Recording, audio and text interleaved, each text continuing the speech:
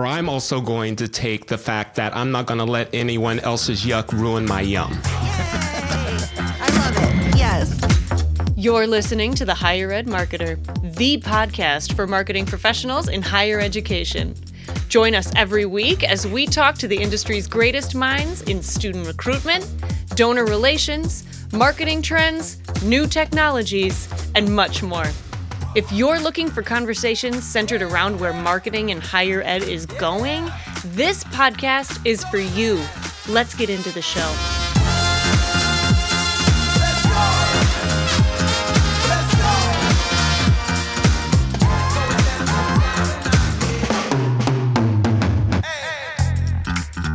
Mission, messaging, management, medium, metrics, and monitoring. Those are the 6 M's that were shared with us by our guest today for organic social media strategy success. Hello, my name is Troy Singer, and welcome to the Higher Ed Marketer podcast. It is the beginning of the year of 2025, and I am so glad I get to talk to my friend Bart Kaler again and start our cadence. Bart, I love the conversation that we had. For our audience, it is with Jenny Lee Fowler. Yeah. She is the director of social media strategy at MIT and also the author of a very popular book in higher ed marketing circles, Organic Social Media. And also she has a wonderful podcast herself, Confessions of a Higher Ed Social Media Manager. And Bart, she shares so much. I want to encourage everyone to buy her book, and you can see the reason why you should buy the book by listening to this conversation. Yeah, she did a great job. It was, it's just one of these episodes of 45 minutes of just constant, really, really good stuff. And so I think you're going to really enjoy it. I read her book over the holiday break and just really loved it. It's so practical and you know about us here at the Higher Ed Marketer. We're all about pragmatic and practical things. And so being able to have something that you can literally take notes and know that you can go and implement it right away is something that we really liked, and one of the reasons why I really wanted to have her on the podcast. And so I don't know if there's anything else to kind of build up other than this is a great episode, and really hope you enjoy it. Here's our conversation with Jenny Lee Fowler. Jenny, to start us off, we would love to ask you if there is anything interesting or fun that you've learned recently, or maybe even experienced, that our audience would enjoy hearing about. Oh, goodness. That's a good question, and one I've never really been asked before. So lately, I have been really working on making my space someplace that I really love to be and makes me happy. So I think, happiness is like a muscle and a skill that can be practiced and built up and strengthened. So I really have gotten into like candles or and so I did get like a candle warmer, because candle warmers make candles last longer. And really any small thing that makes me happy, hey, I do it now. Like, sure, have a piece of chocolate. Or, yeah, you know what? Just leave your laptop, leave the computer and go walk around the block for 5 minutes, 10 minutes. I think all of those little things add up to really helping your mental health overall. That's great. Thank you, Jenny. And just for the record, I am embarking in this new year on a similar journey. So I know that is something that I thought was interesting to hear, and I'm sure others in our audience are feeling the same way. So perfect way to start out our conversation. Great. As I said in our introduction, we are speaking with Jenny Lee Fowler, and she is the author of Organic Social Media. And if you haven't read this book, you need to, and I'm sure that our conversation will make sense to you regardless, but it'll be much more impactful when you read the book. So Jenny, would love to talk to you about reasons people follow your social media as far as an institution's social media. So in the book, you discuss the importance of understanding why audiences follow brands. So what are the key motivators that drive individuals to engage with an institution's social media presence? Sure. So I think that when people engage or follow or become part of a brand's online community, it's because they have things in common with you. And there are things that you add value to their lives, and they have like an innate interest of what you present and what you do and your culture and who you are. So, I when I talk, I do a lot of consultation within MIT and advisement, as particularly to communicators and social media managers. And a lot of times, if you ask them, like, who are you trying to reach? And, when they come back to you with like, oh, we're trying to reach everybody, I immediately know you have not thought of that about this question, and so you it kind of gives me the frame of where we are, where I have to start this conversation. But really, if you're trying to reach everyone, you're going to reach no one, because everything is like hyper targeted these days. So I say, like, lean into what makes your you unique about your culture, what makes you you. So like at MIT, for instance, like, our community, math is our love language, and we love all the things that are quirky and unique, and we love science, but we love blending science and art and music and exploring these things. And that's who our people are, and we lean into that, yeah. So it's like people want to follow you because they that's your part of their community. You're their people, and that's who you want to find online. Yeah, I love that, because I think that you're right. So many times I talk to people, whether it's social media or whether it's just their marketing in general, so many times they can't identify who that end audience is, who that persona is. And I think that's so important. And one of the things I really liked about even really early in your book, you kind of unpack these 6 M's of social media. Maybe you can kind of walk us through those, because I thought those were so valuable in the way that the rest of the book was set up. Yeah, it's just something how I think things through, and it just was a great sort of memorable framework as I started to talk to others about how I think about social media. But yeah, I call, they're my 6 M's of social media. It's like mission, message, management, medium, metrics, and monitoring, right? So mission, like, what are your goals? Like, why are you using these platforms in the first place? Message, like, what story are you trying to tell? Like, what are the messaging priorities, or what are the key messages you want to give to your audience? The management. And this is sort of where I say it separates the amateurs from the professionals, is because, like, you create a management system, right? You have to have you have to have processes. You have to have things in play. You have to be able to repeat your processes and have everyone in the same space and know where pieces of content is at any given time, and have everyone be on the same page. So, the management part of it. Medium. So there are lots and lots of social media platforms out there, and each medium or each platform is not necessarily a fit for your brand. And really, if you're dealing in higher ed, we all have teams of communication teams of 1, or, social media strategies teams are 1 or 2, which are really common. So, you can't just be in all the spaces. And if you are, like, let's face it, you're not doing it well, right? If you're just posting the same content in every platform the same way, that's not good practice, right? So choose your mediums wisely. Metrics, what are you tracking? Like, what does success look like? And the management, or the monitoring piece, which it used to be my 5 M's, but because monitoring became such a big part, it's like you have to listen. Are you listening? Are you monitoring? Are you listening to what your audiences are telling you after you publish your content? So the process doesn't end with just hitting send. The second half really begins after you hit send. So those are my 6 M's. I really like just the way you organize those, and I do think that thank 6M you. framework is really easy to remember. And I really appreciated just kind of the fact that this idea that 6 M's kind of sets you up for success, as you talked about. Thank you. I think so. Yeah. It separates the amateurs from the pros.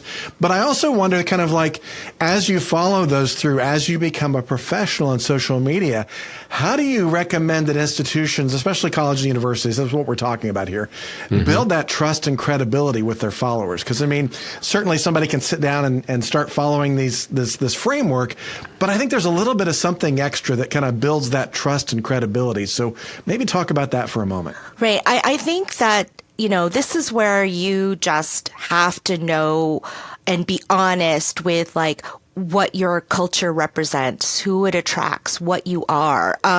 This is one of those things where, like, you can't present trustworthiness. You have to be trustworthy. Like, have you ever trusted someone that said, "Trust me"? It usually goes bad. Yeah, I'm like, yeah, you can trust me. Like, generally, if you say the words "trust me," you have to say those words because there's a level of, like, not trusting that person there, right? Like, so I think that you just have to be trustworthy. And what does that look in a digital space? Like, whatever you're presenting online has to be what you are in person, right? Those things have to be aligned. Like, if you know that your product or whatever is generally aligned for, like, if attracts chefs or maybe those who are interested in cuisine, you can't like say that you're something different from that. You can't say, like, oh, but we have, like, a hoodie line that we want to set. Like, you have to be, I mean, that's an extreme example, but, but if we're really going into the, deep end of it, or, if you're saying, like, we're diverse and we're accepting to all, like, people can look up what your board, your chairman or that, like, your leadership board looks like, and if it's all white men, then you're not talking the talk, right? Or you're not walking the talk, right? So that's just another example. But I think you just have to be transparent. You have to be over communicate. Like, you can never over communicate, especially in the digital space, because the algorithms will prevent your messages from reaching everyone the first time. So it's like a constant thing.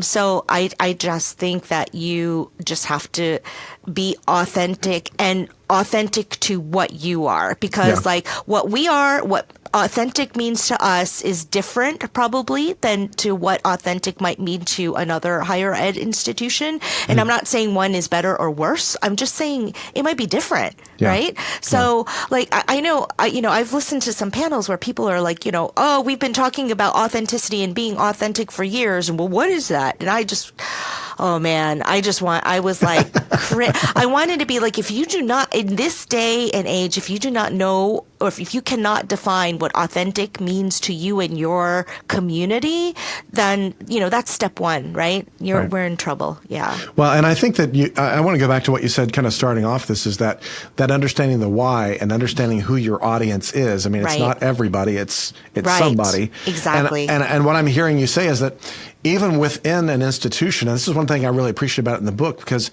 many times, smaller institutions, I'll try to tell them, hey, let's kind of rein it all in and get everybody in. Because, I mean, if you've got 3 followers on one account, then it probably doesn't make sense. But at a larger institution, from what I read in your book, it seems like each of those different departments, different colleges, different areas might have a little bit more of a nuance that they need to present in their messaging and the way that they present, even though it's still on brand, that's going to even help draw and build that trust and credibility even more. Is that exactly? Is that right? Yeah, exactly. And that's why for us, the way we practice is everyone does have their niche audience, and they need to lean into that. Like, who am I kidding? Like, if our athletics program is not going to have the same core audience as our brain and cognitive sciences department, right? They all can the quality of the content be of a certain caliber? Yes, I definitely hope so. Should we all be optimizing our content to its fullest so it's enjoyable to our audiences? Yes, that should be equal. But far be it for me to tell the Alzheimer's Center that their goals should be the same as like the mind hand to heart. So, I mean, maybe that's not the best example, but the goals are different, right? It could be different than the basketball team. Yeah, exactly. Yeah. So everyone, and you should, and that's the thing is that the internet. There's so many corners of the internet. I always think corner. I don't know why it's corner in my brain, but that's how there's so many little corners of the internet that you have to just find yours and what what attracts your people, again, your fans, right? Yep. Yeah. Love that. Love to talk to you now about the fundamentals of great content and why people share it. So Jenny, in your opinion, what are some of the basic fundamentals that we should be using to create great content that does resonate with our specific audiences? Yeah. I mean, I think that, great content is always audience first. And I think the mistake that sometimes we make in higher ed is that, like, we think we know what our audience should see and hear about us instead of sort of like letting them tell us what they want to see and hear and learn, right? So, different audiences seek different things and they like to use the platforms in maybe in, ways, in different ways. But there are specific, I think, things or qualities that good content seems to have in common, like relevance. It should be relevant, right? It should be timely. It should provide value. Like the reason why people share content is because, they found it valuable. Like, I learned this about, making pie crusts, and I've been making pie crusts for 10 years, but I didn't know this tip. And so I'm going to like share it with like my community of bakers, right? Or it ignited some sort of like emotional response. Like, this really like is captivating my attention. It's making me feel a certain way, whether it be anger or excitement or some sort of emotional response. Then people might share it, right? Like again, interactivity, and that it's visually appealing. It has to catch my attention. Like sometimes I tell people my whole job is centered around stopping the scroll. If I don't stop the scroll, the rest of it's meaningless, right? So it has to be visually appealing. So I think those are key, sort of like general qualities that make good content. Yeah. I remember a few years ago, I met a new president, it was a small college, and we were talking about social media. This is probably 10 years ago. And he said, I've had people internally tell me that I shouldn't be on social media because I'm not hip enough, or if I'm going to be on social media, I need to be more hip. And I told him, no, you need to be more authentic. And I think that part of it, when I hear what you read and what I read in the book, is the idea of that quality, the authenticity. It goes back to what we said earlier about building the trust and credibility. Content seems to be one of those places that you can do that the most. And I guess one of the questions kind of following up on that is that a lot of times people kind of think about, especially when you get into maybe some of the social media networks like Instagram or TikTok, or some of the ones that are a little bit more geared toward Generation Z and Alpha, they try to kind of push a little bit more of the entertainment. You got to be on the trends. You got to be using the music. You got to be doing all these tricks and tips and things to do that. How do you kind of balance that really good quality content with that idea of how can we be more discoverable? Yeah. So it all depends on, I feel like where you are it depends on so many different things, right? Like where you are in your journey using social media, if you're like just starting off, or if you have an established presence. I mean, it's all different, right? But I would say the biggest thing is it has to be a fit. It has to be a fit for your culture. And that goes back to the authenticity piece, right? So like, for instance, like we don't do a lot of trends, and, we're not like particularly a very memey social media presence or culture, but there are holidays that we can make them MIT, right? There's like International Cat Day, but we happen to have these like digital cheetahs that are very, very popular. They're like they're little robots, but they're they look like cats. And so on that day we'll post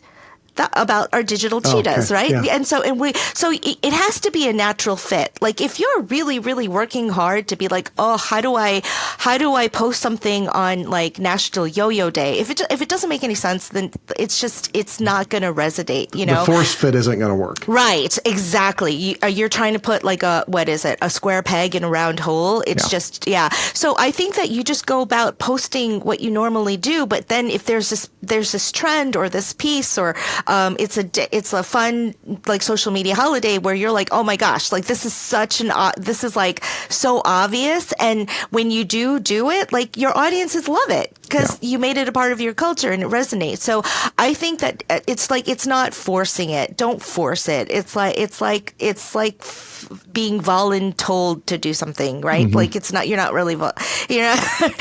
not really volunteering. You're being told, like it's like, or for like you said, forced fun. It has to be natural. It has to feel a little bit like an inside joke, like not too inside that like people outside of the community won't get it, but it's got to feel like the right part of the community. Yeah. Yeah. I was on a campus one time. It was actually, I'll mention it was Rose Holman Institute of Technology in Indiana. And I was there on March 14th. And somebody, whether it was the students or I don't know, I don't think it was official. Somebody took a chalk and they wrote out pi, and it just went all over campus. I mean, they just kept it going all the way through campus. I mean, it was probably several hundred feet of the number pi just written in chalk on the sidewalks. And I mean, that would be a great opportunity to capture that on social media, put that up, because it fits their brand to a T, because they're an engineering school. Oh my gosh, yes. If I'm a humanities department, I probably shouldn't be playing into Pi Day because that's not going to fit necessarily. Yeah. But yeah, I think that makes a lot of sense. Now, when you get to that point and you start doing those things that really fit you well, and they fit and it goes back to what we said at the very beginning, the why and your audience and knowing who you are and really kind of having that mission fit type of approach on things.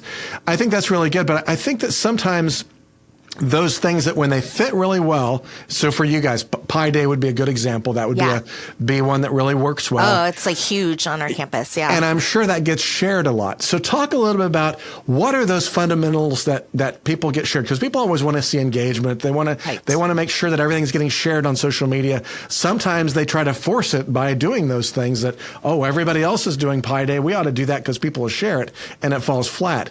But what are some of those fundamentals of posts that really do well, that end up getting shared, that end up getting moved on? I mean, I know that in the book you talk about some reasons people want to share. Maybe kind of unpack that a little bit for us. Yeah, I think the big sort of the obvious thing is that it provides value and insight, right? But I think also if it's entertaining, and again, this is where and it makes you chuckle, right? And so this is where you really lean into, we lean into the quirkiness and nerdiness of our community.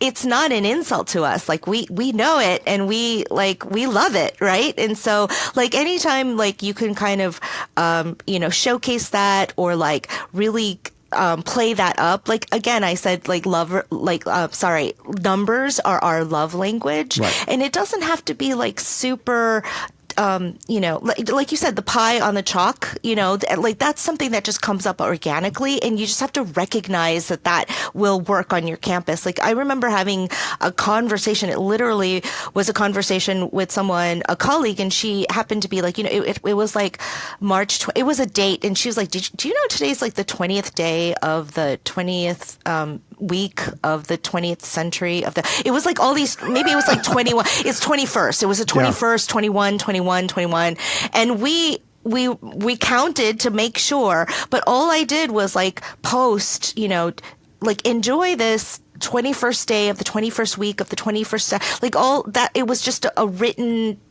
a tweet at the time. It's X now, but tweet at the time. Right. And it just did it went gangbusters, Yeah. you know, and it was just that simple. And so I think that it's just you know, recognizing those moments where you're like, oh my gosh, really? Like that was a conversation, but you have to recognize like, oh my, that's so good. Like our audience would love that, and you just you just tweet it, right? And that just goes into recognizing those obvious moments and knowing. You know, like knowing that if you had that kind of like, oh, I want to share it with our audience, Right. your audience might have that, you know, feeling too, you know? So it's just sort of those pieces where you're like, no one else, like our community will love this. Like no one else, and they'll probably share it with each other. It's just those like sort of like really cool moments, those golden moments. You just have to recognize and capitalize on it, right? I like that. And I like the idea of, I sometimes call it edutainment, where you're trying to educate your community, but entertain them at the same time. Now, sometimes our best efforts on that can backfire, where all of a sudden we start getting some negative engagement because of something that we tried that we thought, oh, this will be clever or this will be good. How do you kind of deal with that negative feedback, or even worse than that, the crisis that starts to come? I mean, certainly there's the strategies that you've got outlined in your book that I think are really good, but just for the audience today and this podcast, what are some things that you would say? I mean, it goes back a little bit to your management point, I'm sure, with that M from your framework, but maybe just kind of explain, how do you deal with that negative engagement on a regular basis? I mean, the negative piece is just, it's there, right? But I think trolls are going to be trolls. Oh, yeah.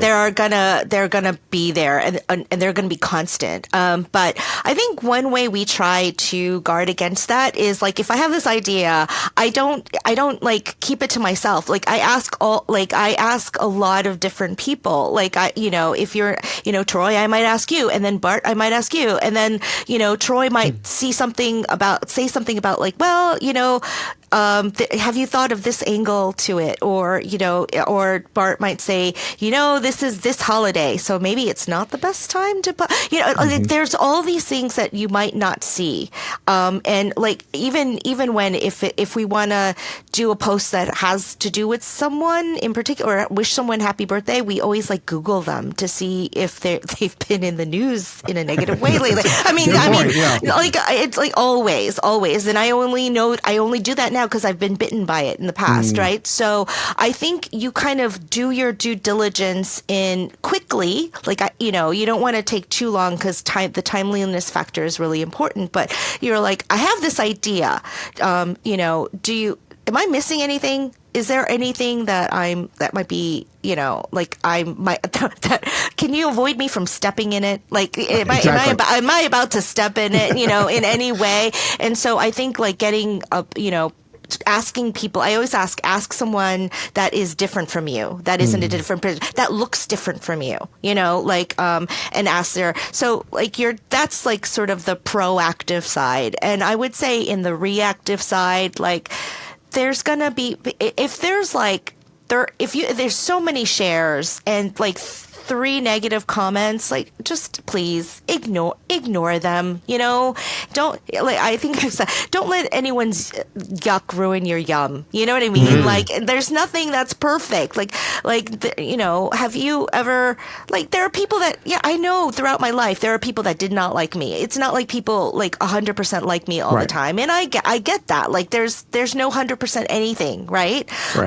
So like if the vast majority of your community is enjoying it, just on the other side. But then if it's like if it's something that really like it's getting less shares but lots of negative comments, just learn from it, and be the first to own up to it. I think that's really important, and say like, we totally missed that view, and thank you for pointing it out, and we have learned our lesson, kind of thing, and move on. Yeah. Right. So, some of the things that I've recommended to people before, and again, I don't have the expertise in social media that you do, but I have enough of a situational awareness and understanding of things, is one, don't engage with the trolls. I mean, that's one of the worst things you can do. Don't delete them just willy-nilly, and let your community take care of it, because a lot of times your community will jump in and 100%. have your back. And so those are some of the things that, I mean, certainly what happens sometimes, a negative comment can turn into a crisis if you engage with it. Right. If you give it oxygen. Yeah, 100%. exactly. Yeah. That's great. I think a lot of what I'm doing in my position, educating upward, educating to leadership, is giving them context. Like when there's a really loud alumni or a really loud faculty member, that one loud voice can override the fact that I'm like, this is like 2 posts you're worried about. In all of the internet, you're worried about 2. So I give them charts, and I give them comparisons. I provide context, and I think that's super helpful. That's great. One other question before we move on from the content discussion we've been having, which I think is great, is you mentioned earlier about one of the things that you really need to do with preparing the content is strong visuals, the idea of stopping the scroll. And I don't want to move beyond without kind of talking about that a little bit more. And so talk a little bit about the visuals and the multimedia, the reels and things like that. How does that really play into making content, shareable? What best practices do you have as far as, the kind of content visually that you put with these different types of posts? Yeah, and the funny thing is this is one place or aspect that's always sort of evolving, which is good, but you always have to keep up with it, right? But the constant is that visuals are helpful, right? So in images, what helps is if you're using images of your students, use images of your students. Don't use stock images, and that goes to the authentic piece. But also one thing we were finding is it doesn't have to be refined. In fact, these super slick long videos are not popular anymore. And honestly, a 30-second video you can shoot from your phone of campus do so surprisingly well. It doesn't have to be planned or a part of a campaign. If it's snowing on campus, go out and take 10 seconds of the snow on campus and post the first snowfall of campus. And let me tell you, that'll do extraordinary well, right? So I think be spontaneous, be serendipitous. It doesn't have to be super slick. Get rid of the opens and the closings, because literally part of the scroll is you have to be really compelling from the first second on, right? So if you're doing this, this open by, MIT News, that, the open is 5 seconds, you've lost your audience. You got to have that hook. Right. And immediately, I think someone recently told me, when you're telling a video story, don't save the best part for the middle, start from the middle and then kind of go back. And that was a huge aha moment for me too. It's don't keep it a secret. Start with that and then sort of go back. I have to note that when I'm watching some of my Instagram reels, I'm noticing a trend that they give you the payoff in the first 3 seconds and then they set it up. Right. And I think that's a pretty powerful thing. Because those first 3 seconds are what count, Yeah. So don't save the best for last, I guess. And just again show off what is truly you. Show off your campus, show off your students, show off your staff, right? Yeah, love that. Jenny, would like to ask you to share some more practical recommendations that you have for growing your social media organically, and specifically what institutions can do to engage their campus community to create authentic content and to foster a sense of belonging among followers. Yeah, I think one thing that we often overlook is we just we have a free focus group on our campus right there, right? And so offer pizza. Say, hey, can we just ask you a couple of questions? We're your social media team. We'll have pizza ready, and then just ask them, what do you want to see more from our social media accounts? What do you want to see less of? What would make you share? I feel like that's the last thing we're doing is actually asking our audience when they're there, right? And and you would learn so much from them, so much of what can inform your content. I think that, and just remember, like, it's content first. It's make the content good, and that's so hard. I realize it's hard, but like once they give you recommendations, like take them and really seriously look at how you can transform your content according to their recommendations. I like that, and I like the way of engaging the community in that, and I think that once you do that, because I know that a lot of times, sometimes you'll engage the community intentionally, like, pull the students in, do that type of things. Other times you get engaged in the community because somebody on leadership has an idea, or somebody at the board says, "Oh, we ought to do this," and so now you're getting introduced these other concepts that they want. That's where those metrics come in, and I know one of the 6 M's was metrics and measuring things. So, which of those metrics should we focus on to kind of be able to show the success? I mean, you did a great example a while ago about with the trolls and being able to show, hey, it's not that big a deal with the metrics. How do you also use the metrics to kind of assess the success of your campaigns, and then how can you adapt these just to make sure that it's in line with what as you're managing it, you're managing the campaigns, but also as a way for you to kind of push off and say, hey, I don't think we're going to do that. Thank you, but no thank you. Yeah, totally. I mean, I think the engagement piece is huge. I think, I think this is what I've built my whole career on, is like going, like creating content for engagements, not impressions, engagements. And it starts off very small, like you're getting 2 likes, but if you get 2 likes on a piece of content, look into why, right? Like there's a reason. And so I think, like, look at the engagements, and a lot of the times, like if something really doesn't resonate, the comments are really, really important. And like they make a strong case for you. So I'll just give you an example. During the pandemic, there was a week where there was I'll just say division head.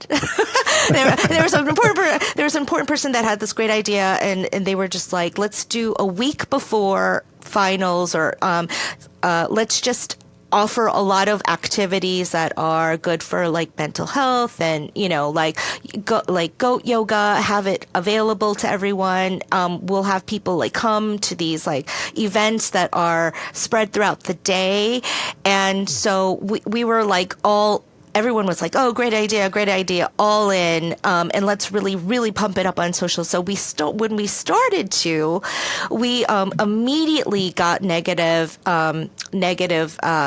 comments that realized that the event was not aligned with like what faculty had planned. So the faculty members were like, we're already like short a week, or like for some reason our semesters cut off, and so they were really piling on the work right before, and so the students were going, oh yeah, sure, like I'm going to go to these events and miss a class, and which will further feed my anxiety and make me like worry even more. It was this was an obvious disconnect that faculty did not get the memo that this event was happening or being planned, and so we were like, let's not put so it really informed us not really making a big splash of it in social.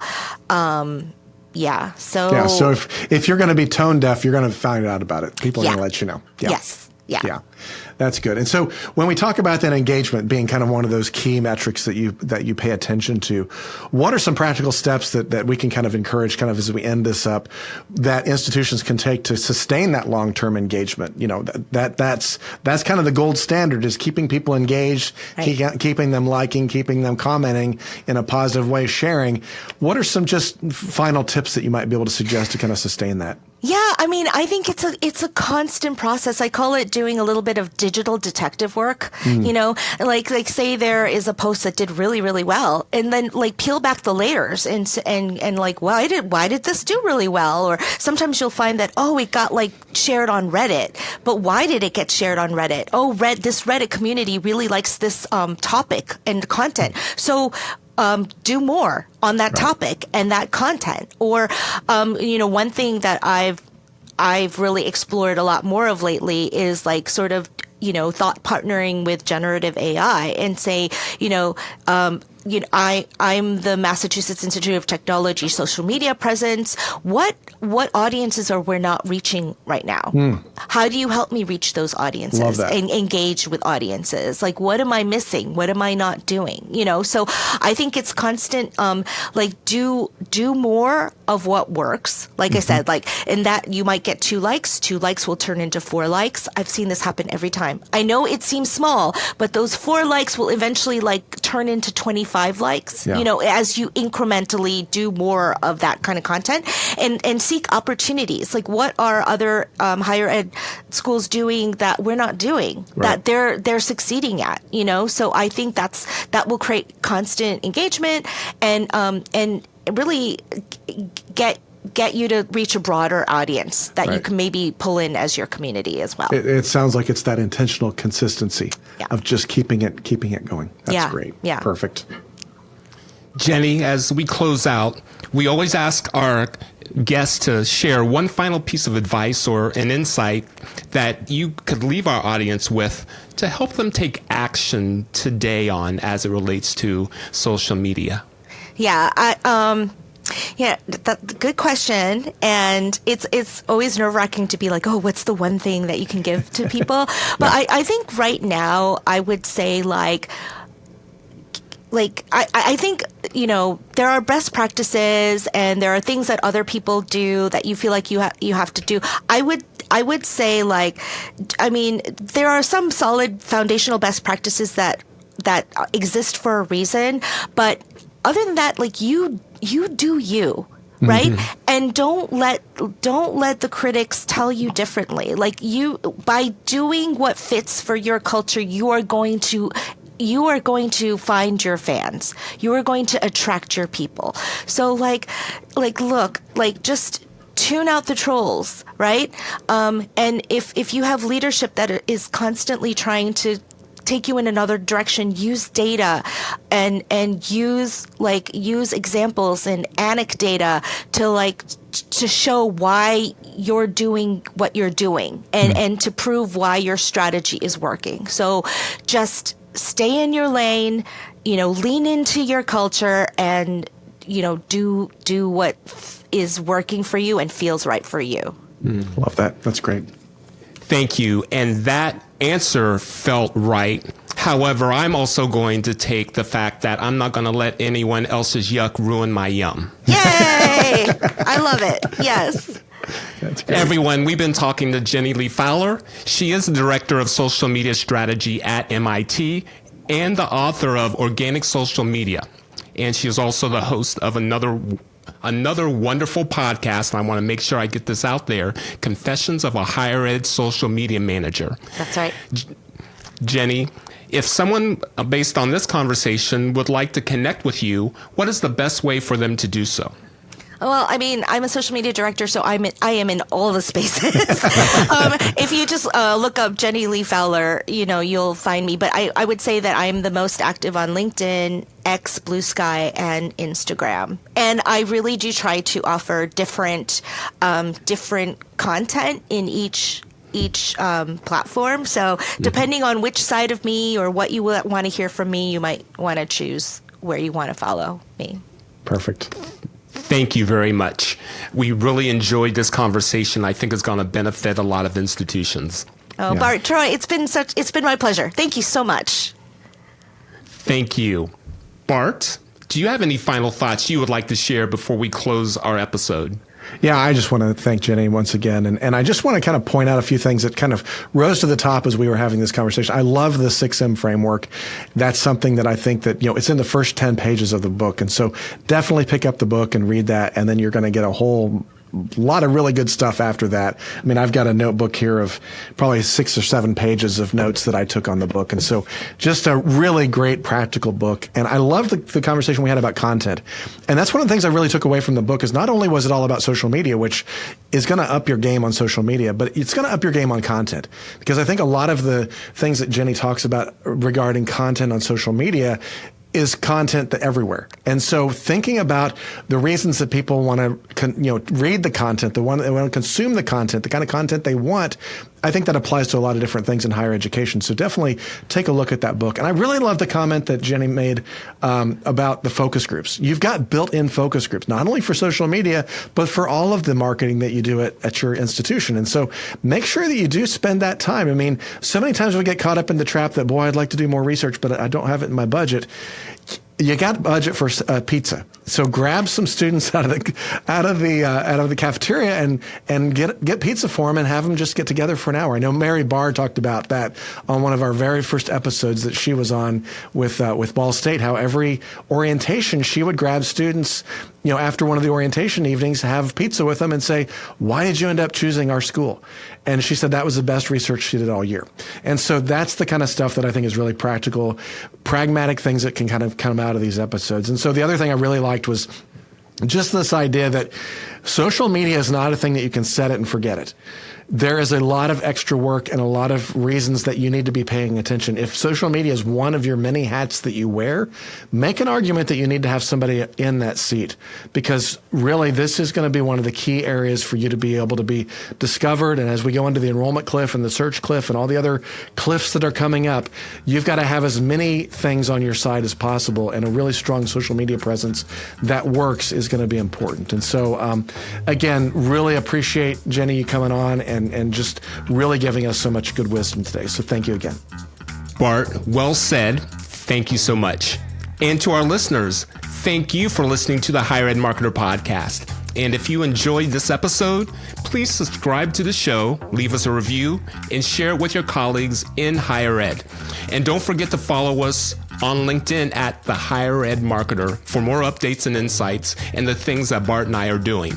We'll see everyone next week. Oh, by the way, the Higher Ed Marketer Podcast is powered by Kaler Solutions, your go-to partner for higher ed mission-fit marketing strategies, enrollment, and branding needs. And sponsored by Ring Digital, the ad targeting people, putting you in front of your ideal prospects and inquiries with provable, measurable increases in yield.